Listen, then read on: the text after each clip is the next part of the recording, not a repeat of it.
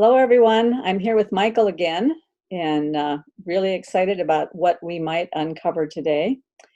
We are going to talk about the general idea of suffering, and what got us thinking about this was something that came up on the Randos channel, where Job and Luke and who's the Jeff. Jeff Yeah.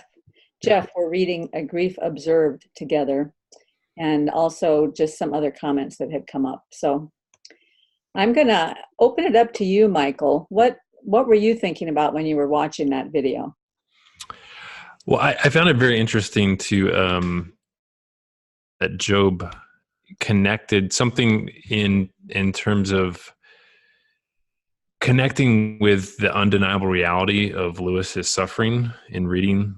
They were just going through, I think, the very first chapter of the book, so they weren't even very far into the book. But he launches in right away with just how how dark his life is in this moment in time, and I found.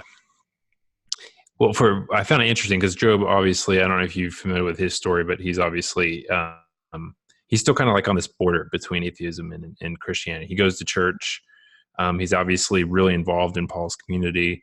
He finds something there that is life giving, right? That he's attracted to, but at the same time, he finds it very difficult to embrace some sort of idea of God, right? And I can really sympathize with that myself. I mean,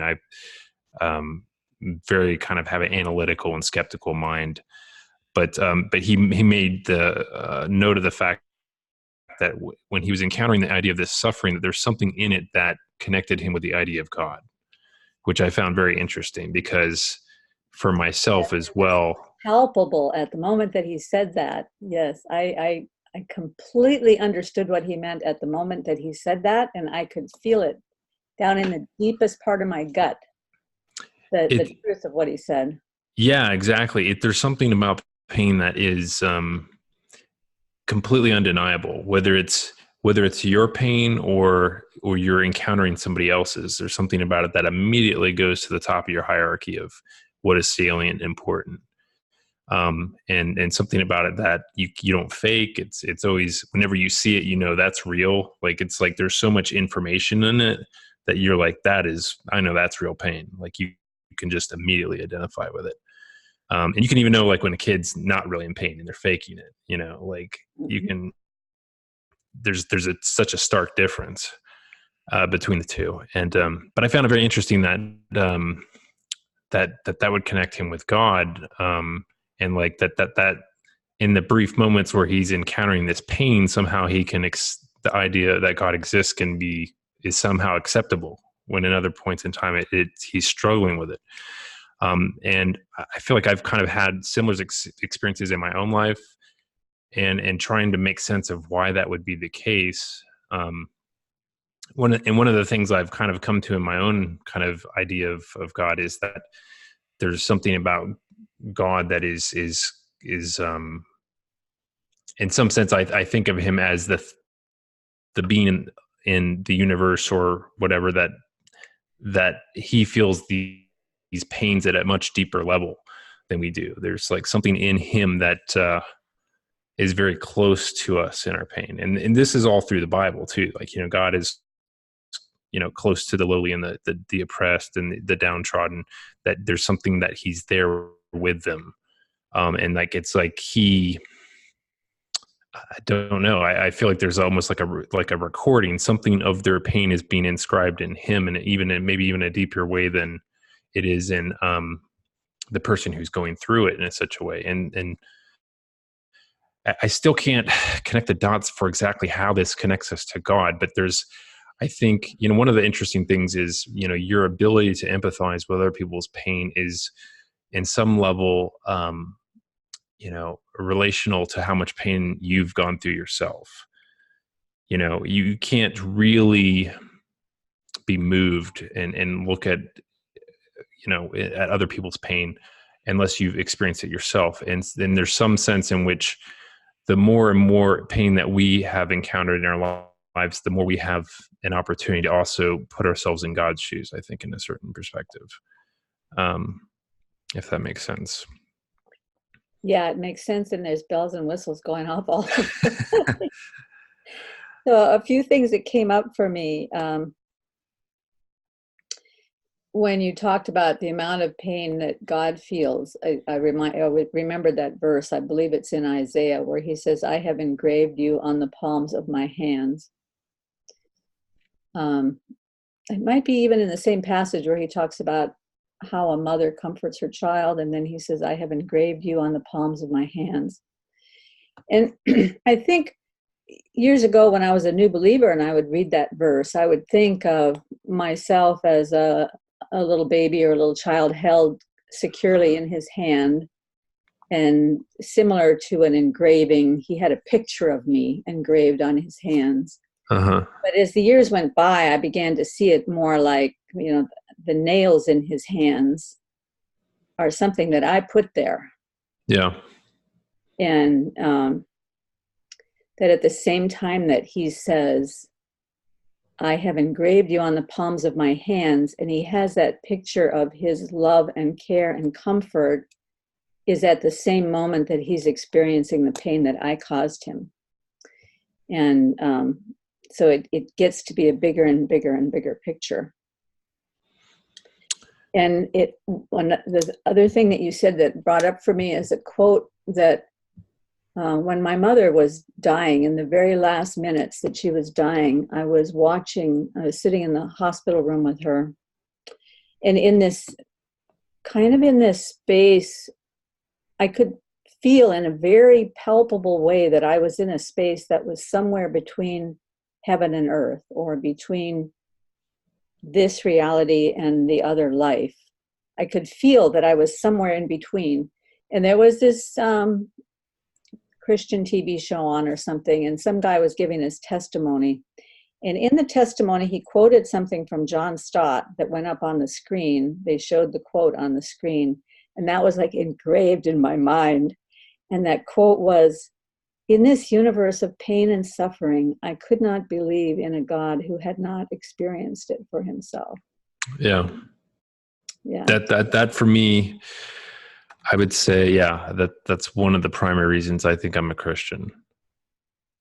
Obviously I was raised in a Christian background, but kind of fell away from it. But for me, first of all, like, I don't find a logical reason in being a materialist, but for a long time, I feel like I was kind of in a place where I was like, well, how do I know what is real and but for me, that is what's so distinctive about Christianity, is that God chooses voluntarily to have the suffering of being to fall most severely on himself. And I conceptualize it like when you're mentioning the cross. I think the cross is the great,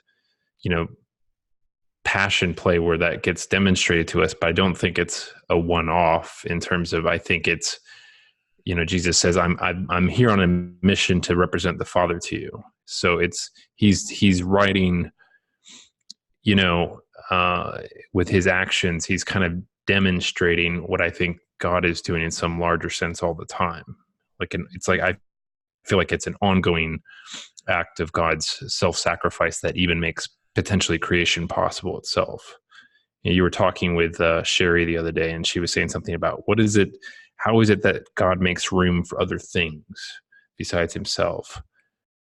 If he's, he's all encompassing and all knowing and omniscient, all these things, what is, so I feel like there's something even in the act of creation itself, and that I don't think we potentially recognize or think about what price God is paying. I think especially in our kind of newer, we have this, rationalistic scientific point of view, and we live in a digital society with all this technology. So we can imagine that God creates the world kind of like we create a new, instance of a video game universe, right? Like we just type a command and copy, paste, new universe, Mhm. I really don't think that represents, I think, the complexity in the universe we have here is in some sense a measure of God's investment in where of himself into what is before us as kind of a sign of his fidelity and faithfulness to what he created. Like I've thought about this a lot, where you wouldn't, if let's imagine there was a God that had like, a trillion universes that he's like just simulating all these different realities, and like, oh, let's see what happens. Let's see what pops up here. Oh, something interesting happened over in this one. I'll watch that for a minute. I don't think we'd find that would be, there's be something fundamentally evil about that God. Like he was just like, this was just an entertainment mechanism for him, right? He's not really invested in this. It doesn't cost him anything. The pain and suffering going on in this universe over here is only interesting in as much as it is some novelty compared to all the other trillion universes. So I think there's something, at least in my conception of who God is, that demands almost that sacrifice, that self-sacrifice, which I think is most is portrayed in a very realistic and complete way in the cross, obviously, in the story of Jesus. Well, so let me throw something in there. This is an idea I was tossing around today, and it's just a picture. But I was watching this lecture today on quantum field theory. Mm-hmm. I'm trying to wrap my head around this, and he did a very excellent job. Dr. Tong. He did a very excellent job of describing or going through step by step how physicists have come to quantum field theory, and he explained it in a way that I could grasp at least a little bit of what he was talking about. That rather than the universe being made up of particles, I had been thinking quantum field theory meant the universe was made up of quarks and quanta, and but he says in actuality there are just fields everywhere. Like electromagnetic field is moving around, and then it comes into contact with some other force field. I can't even remember. There's like 4 fields that are out there, Yep. all interacting with each other. And when one of them starts waving, it bumps up against another field, and that gets that one moving, and then it bumps up to another field, and it gets that one moving. And that everything is made of these waves that in some places tangle up into tight little wads, and those are the particles. The particles are just tightly wound up wave that comes in at different places, and that all of us are made of these particles, but we all exist in these fields. Interesting. I'll send you the link. Because this is the current state of physics. That's what they're saying. There are just these interacting quantum fields all throughout the universe that are made up of these waves that are bumping up against each other and interacting. But he obviously didn't say anything about consciousness. Yeah. And so I thought, well, okay, let me say, I'll just give them their idea and say, okay, that's true. They have this field theory, and that's true. That's how the universe is made up. It's all these fields that are interacting with each other. But we also know that there is consciousness, and there is pain, and there is sorrow, and there is love, and there are all these things that aren't explainable by particle field theory. What if there is a consciousness field that is also completely permeating the entire universe? And it is one of the ways that consciousness field could be influencing all these other fields, kind of ties together with what Jordan Peterson talks about when he says, whatever you place your focus on, your goal, that's what brings into your line of vision the actions that you take kind of bring new things into your field of vision that give you the information that you need for your next step and your next step. And so in some sense, you're sort of creating your future step by step based on what's in your field of vision. So if I'm just this wave and I'm a bundle of little particles, but these things are coming into my field of vision and I'm acting on them based upon my consciousness, what consciousness is showing me is the next step. And Right. in some way, these consciousness waves could be interacting with all the other waves and causing the future to happen in some way.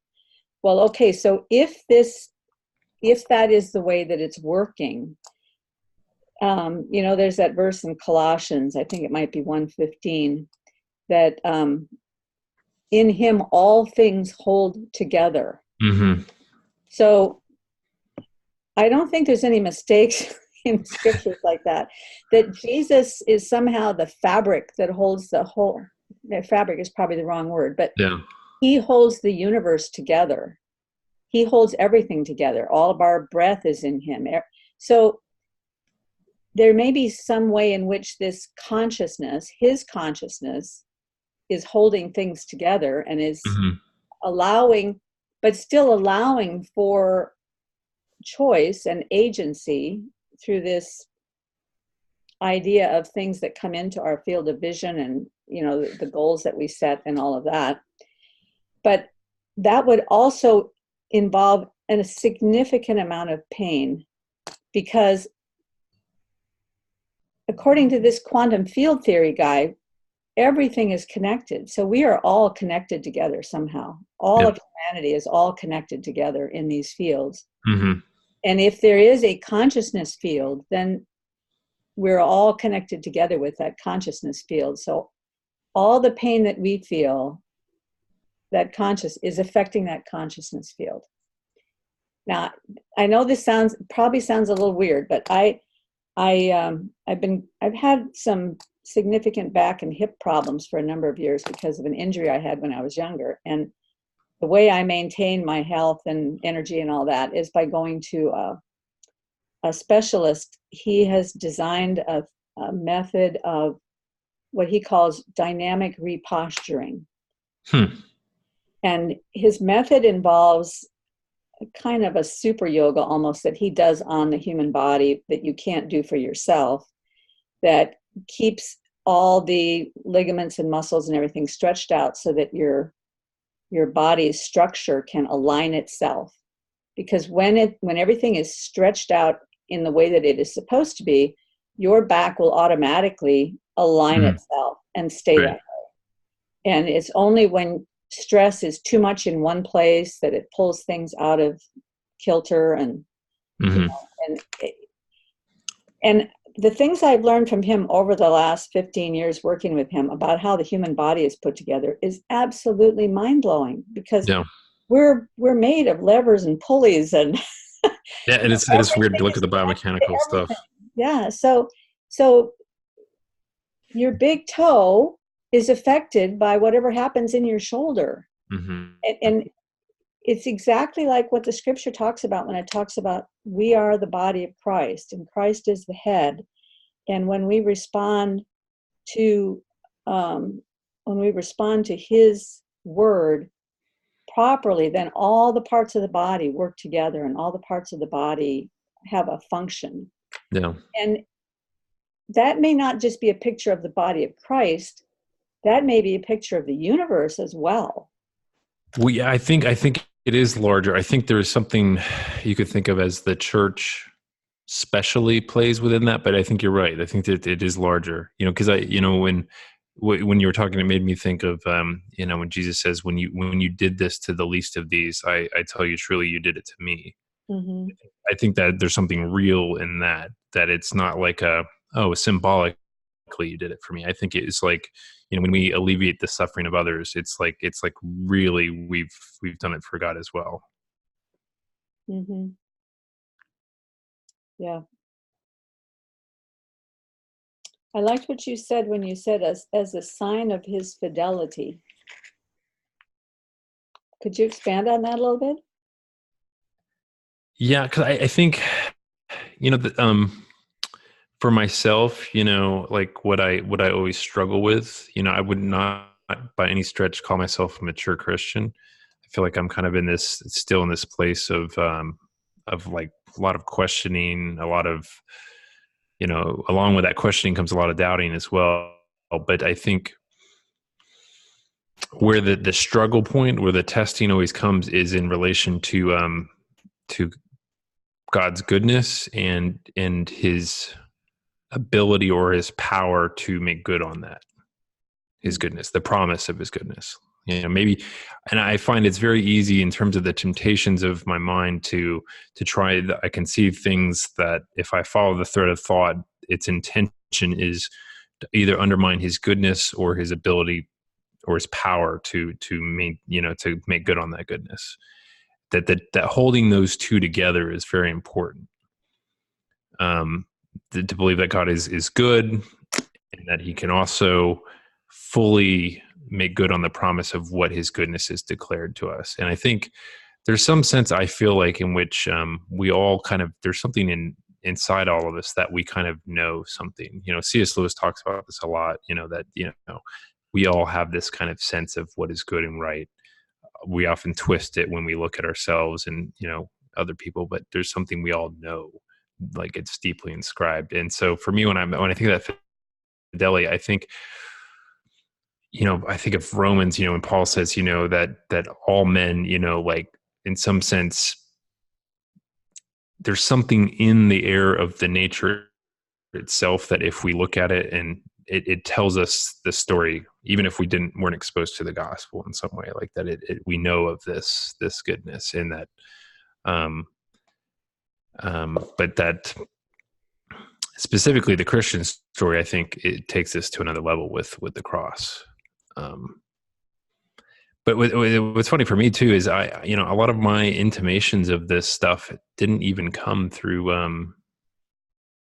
It was really like through just weird life experiences and experiencing pain and oftentimes reading different books, some of which actually a bunch of them weren't even Christian books, but just seeing pain being played out in certain stories, and somehow being caught up in some sort of interpretation of that pain as something good, which was completely kind of took me by surprise. It wasn't what I was expecting or looking for.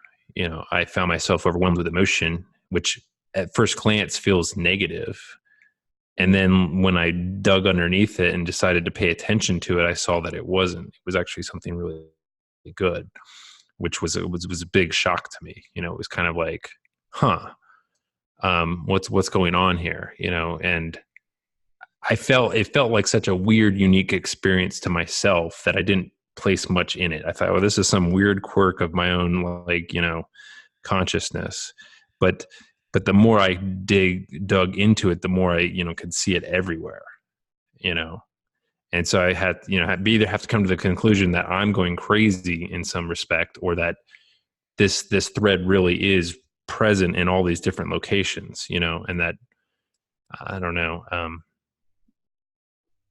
by making it salient, by focusing on it and asking questions of it, like I was able to now come in contact with it in a lot more places, but it was always there before, Mm-hmm.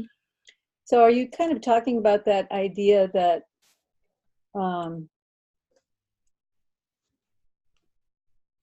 something can happen in our lives that we think is really bad or difficult or tragic, and it's very difficult to walk through it, but then something will arise that shows us that there was a purpose in what happened. And once Mm-hmm. we see that purpose, it kind of rewrites the whole past and makes a different kind of a story out of it. Definitely. Yeah. I mean, that's certainly a big part of it. Like, it's a weird thing though, because with the pain, like, I wouldn't say that I've had that painful of a life. Some of the situations that drove me down this path were personal experiences that were fairly, they weren't things that I would voluntarily relive. But yeah, there was, the funny thing is at the time, it was like going through them, I had a very clear sense of that it was for good, even in the sense, even while I was going through something that was really painful, like I had this sense that this is good. And there was actually no, rational, reasonable reason for me to hold on to that. But it just, if that thought kept reappearing, and I had, along with it, this enormous amount of gratitude that that something outside myself was kind of arresting my attention to see. And it was preventing me from interpreting those events in such a way that I would become, resentful, that's always the choice, right? It's like you can easily become so hurt and resentful and make decisions about, I'm never going to be vulnerable to anything again. Like, I'm never going to allow myself to be hurt this way. I was such a fool to be put in this position. So I'm going to respond by, in some sense, not only just kind of having this resentfulness to the nature of being itself. That Jordan talks about that a lot. That's kind of what that taken to its logical conclusion. You end up with the Columbine shooters, or the spirit of Cain that murders his brother out of resentment. So, even if you don't go that far, you can get to a place where you can't experience joy anymore. And when you shut yourself off from pain, you simultaneously shut yourself off from joy, and that makes life so hollow. Mm-hmm. And I remember when my husband left me, my first husband left me. The pain was intensified because I had put too much of the meaning of my life was wrapped up in him. Mm-hmm. I had become a Christian after we got married and after our child was born and all of that, but I hadn't shifted the worldview that meant that my husband was my life. Yeah, he was my everything. I mean, he was my best friend. He was, in a lot of ways, he was my God. Even though I called myself a Christian, my husband was the most important person in my life. And so when he left me, and the way that he left was so shocking, because I thought for 20 years, I thought we had been really happily married and just blissfully happily married. And all of a sudden I find out that in his mind, it had been hell the entire 20 years. And so that really caused me to have to recalibrate, like, well, who am I? Am I a person that creates hell for other people? Or was that his personal hell? Or, what really was the reality there? And it became a tremendous temptation to buffer myself, to build more and more walls. But I remember praying. At the time I was doing a study on the names of God, and one of the lessons in the study was, I think it's Proverbs, I forget these addresses, maybe Proverbs 18:10, something like that. Okay. He is a strong tower. I run into him and I am safe. He is my refuge and a strong tower. I run into him and I am safe. And so I could have this picture of this big, strong bulwark of a tower that would allow him to be my walls, and allow Jesus to surround me with his walls of safety, and know that I could be completely vulnerable.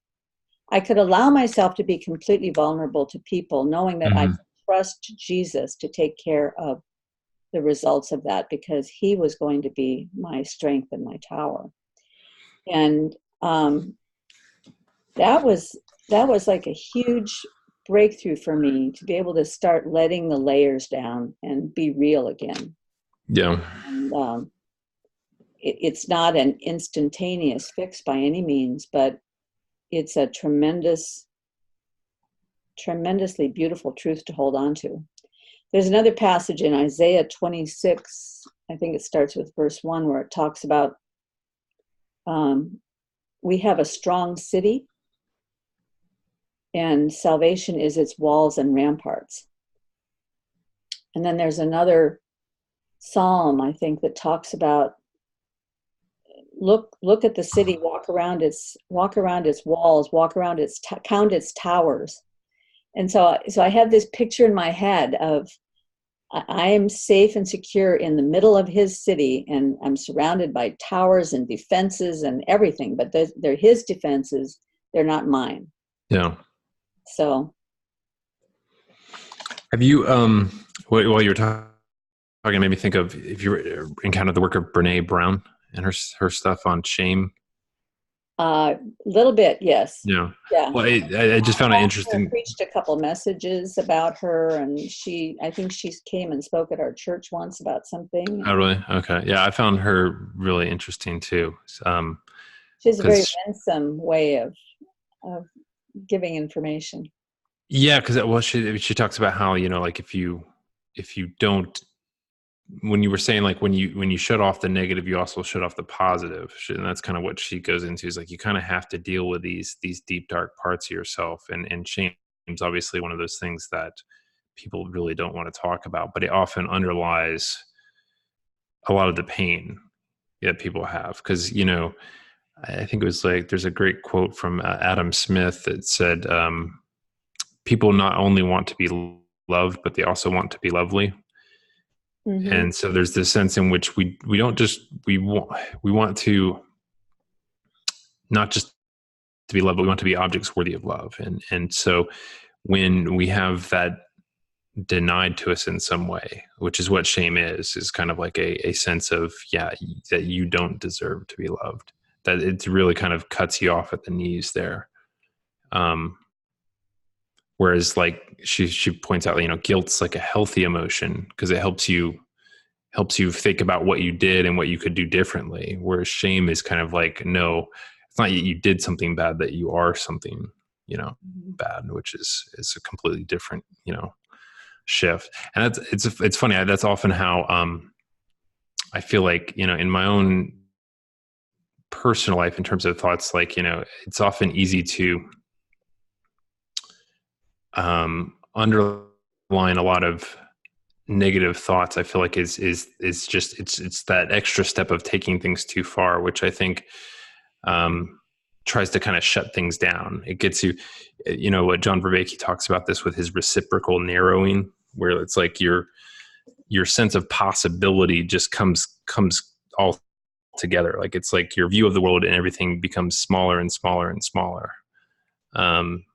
And I think, That when he talks about love being a reciprocal opening up. Yeah. Yeah. Yeah, I think that I found that very interesting because Paul was talking a while back about how, like, he talks about how the insane person has a circle that's very small. Like he can't get away from himself. He's so bound up in his identity of himself, whereas God has the sane person has a large circle. But Paul made the comment on that. Well, then God must have this very, very large circle that encompasses everything. Yes, the whole universe. Yeah, and it was funny. I just encountered this great poem by a guy, I can't remember his name, and I heard it in like a corporate sales meeting, which was the funniest place to hear this poem. But it was like talking about, like, he said something like, the poem was like, he drew a circle and kept me out, but love and I had the wit to win. We drew a larger circle and took him back in, or so. I'm sure I skewered it, but it was, it really struck me. Like just grabbed my attention of, like, that whatever God is doing, it's always this kind of inclusive move that is self-sacrificial and kind of pulls us back into things. Did you see the interview on Rebel Wisdom with Daniel Schmachtenberger on? Oh, it's so good. He's talking about. It was one that Paul had highlighted, so I made sure to take time to watch it. He's talking about sense making and how, because of the polarization of the world right now, and because there's so much, what all the places that we might go to find truth have sort of, the well has been poisoned. Mm-hmm. So it's very difficult to discern what's true and what's not true. And one of the things he was talking about is when you're discussing ideas, if this idea of drawing a circle and keeping people out is like the common path Right. now, right? But as you have two people with two seemingly opposite ideas, the only reason that they seem opposite is that your circle isn't big enough Mm. or your perspective isn't big enough. So when you're talking to somebody and they're saying something that seems completely opposed to what you believe, if you can relax and open yourself up a little bit and really think about what they're saying, and let's say you try to strongman it, let's say you try to find a way to support their idea through your own thinking. Yeah. That's one way of handling it. But another way is to just imagine that up here somehow there is a higher perspective that's looking down, that both of these ideas fit into that higher perspective. And he gave a few good examples, but it's kind of the Hegelian idea of the thesis and the antithesis and then the synthesis. But I think it's a little bit bigger idea than that, that a lot of times we can't, like you were talking about, God is good. Hmm. God is big enough and strong enough to make good on his promise to be good. But sometimes what it requires is for me to look at the situation and just simply say, this does not look good, but God is good. So somewhere in this picture, I will find the goodness of God. And if I keep looking hard enough, I will find it. It may not be in the part of the picture where I'm looking. It may be some other part, but that truth, if I start from the fundamental truth that God is good, Hmm. then my perspective is going to somehow see the truth of how God is good. Yeah. Maybe not even in this life, you know. Maybe my perspective is going to have to get farther out. But Yeah. It makes me think of C.S. Lewis saying, like, basically that worship of God is like mental health externalized. That there's something in that act, and specifically for me, the gratitude aspect of worship, that does something, that does help provide that frame. Um, and again, for me, what's funny for me is that it did begin in a time in my life where everything was kind of going sideways, and it was certainly not my own effort that kind of, I wouldn't even say I was had in mind a sense of gratitude toward God specifically, but it was a sense of, maybe like I had a sense of the universe or whatever. Something I knew something was looking out for me in some sense, and I was grateful for it. And just even that it wasn't articulated in a specific place, it still had this tremendous protective power for allowing me not to go down a different path, which I could almost clearly see the path I would go down. It's almost like I could see the path I could go down, and I could see myself being pushed, not even of my own volition, down a different path. wow, yeah. So you could see more than one future opening up in front of you. Yeah, and it was like it was a sense, and here's the funny thing is I sensed in the moment that it was a gift, and then I also sensed that if I wanted to continue to receive it as a gift, I'd have to like continue in that mode of gratitude. Like, if I came to the conclusion, oh look, I'm such a wonderful person, and look how mature I am to handle this situation, and such a grown up, and I could tell that was the end of it right there. Like it was. And there's always, I mean, everybody has that temptation, and I'm certainly not immune to it. I was in such a moment of such complete chaos, and knowing that I wasn't in control, that I knew it wasn't of my own making. So that was kind of like I didn't really, I could have maybe, cobbled together some theory of my, my own superpower, but like I knew it wasn't myself. I love when we get glimpses like that we can carry forward into our future and remember. So for me, one of the big ones was, I think it 2006 maybe, we had gone on a trip, very big family trip. We hadn't gone to Europe before, and we stayed in London for 3 days, and then we were going to fly to Venice. And on the day we were supposed to fly to Venice, our flight wasn't until 6 o'clock in the evening from Heathrow.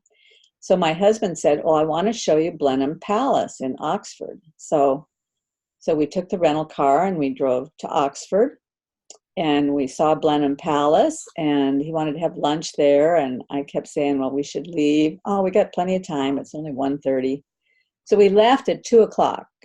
It's a 25-mile drive from Blenheim Palace to Heathrow Airport on the M25, which is this big circular highway that goes around the outside of London. And there's something about the M25. It's a parking lot, but it's one of those parking lots where every time there's an exit, everybody goes over into the exit lane to try to get a few more feet. And then when they get just before the exit, they'll pull back out into the freeway and then try to get a few more feet further along. So that slows everything way down because everybody's trying to get over into the exit lane, thinking that that's going to speed things up.